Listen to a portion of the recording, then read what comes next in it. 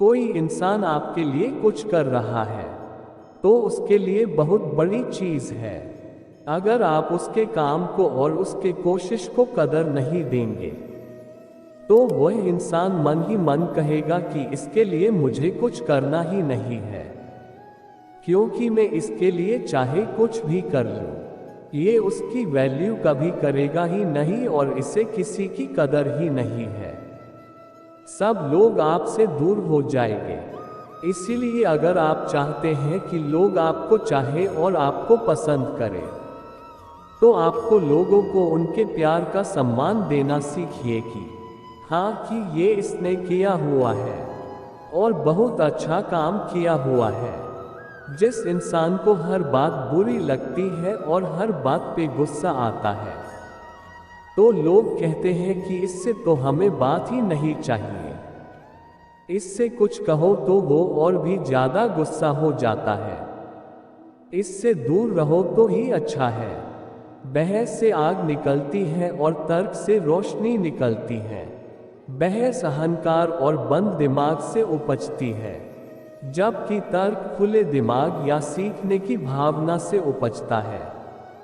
बहस में ये साबित करने की कोशिश की जाती है कि कौन सही है, जबकि तर्क में ये साबित किया जाता है कि क्या सही है। बहस में अज्ञानता की अदला बदली होती है, जबकि तर्क से उनकी समझदारी की अदला बदली होती है। बहस से लोगों के मिजाज का पता चलता है, जबकि तर्क से उनकी समझदारी का मिजाज पता चलता है।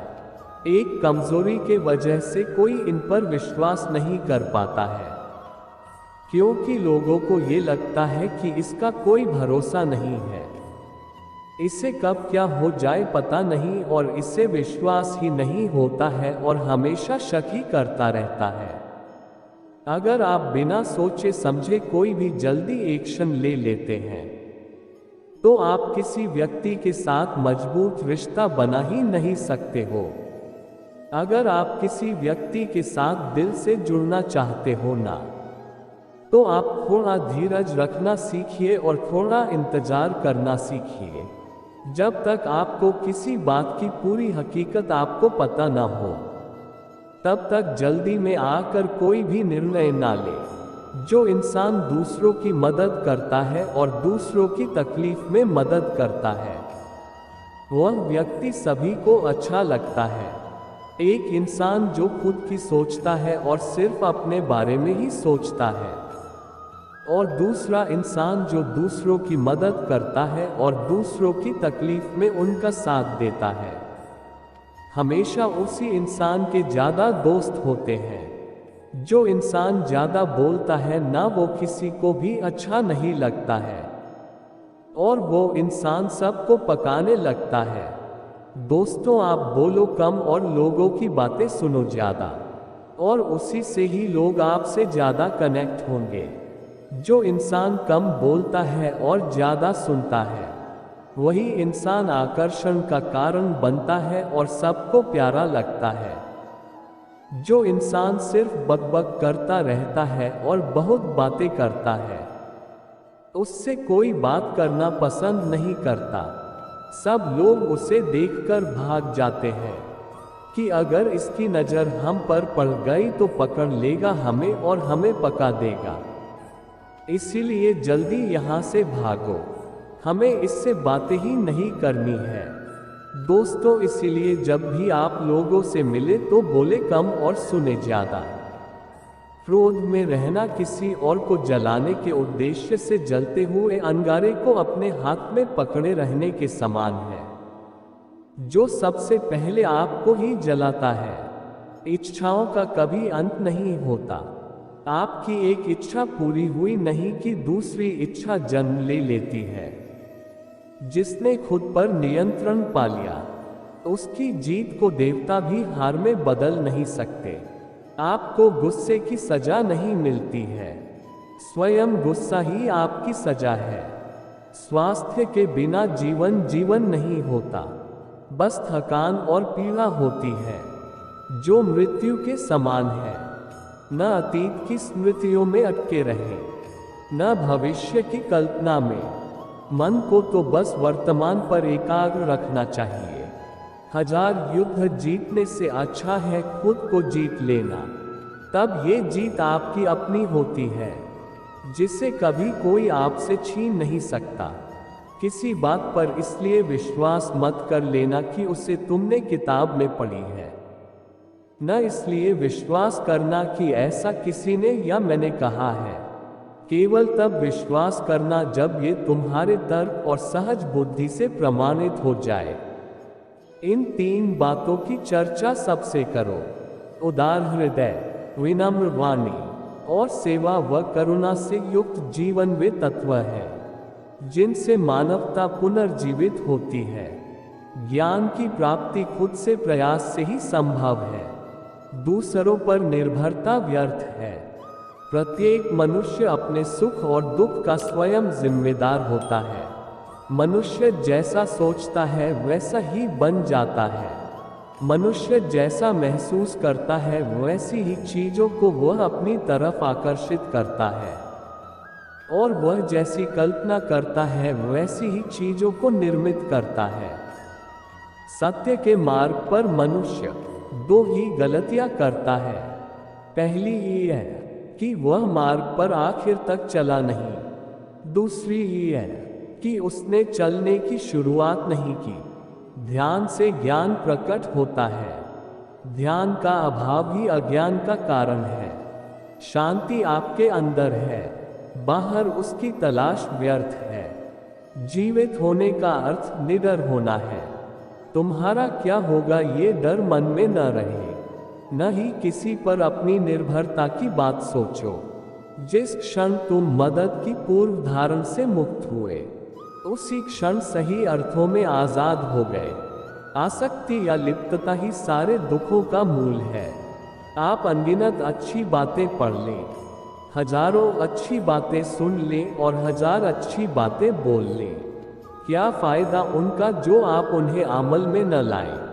यदि हम सिर्फ एक फूल के अचंभे को पूरी स्पष्टता से देख पाएं, तो हमारा पूरा जीवन बदल सकता है। हजारों खोखले शब्दों से अच्छा है वह एक शब्द जो आपके मन को शांति से भर दे। सफलता प्राय उनके ही कदम चूमती है जिनके पास सफलता को निहारने का वक्त नहीं होता। सफलता का रहस्य यह है कि हम साधारण चीजों को भी असाधारण तरीके से करें। दुनिया में बहुत से असफल लोग ऐसे होते हैं जिन्हें ये पता नहीं होता कि जब उन्होंने हार मानकर कोशिश छोड़ दी थी, तब वे अपनी सफलता के कितने करीब थे। कामयाबी का कोई रहस्य नहीं है, यह आपकी तैयारी, कड़ी मेहनत और असफलता से पाए हुए सीख का परिणाम होती है। भगवान कृष्ण के 10 खास उपदेश। पहला उपदेश, दूसरों का बुरा न करें।